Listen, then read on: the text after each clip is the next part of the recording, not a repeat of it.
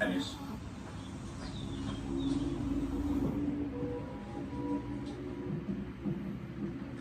He vendido mi coche, debo mucho a Hoover Gambling. Sí. Me retrasé un poco.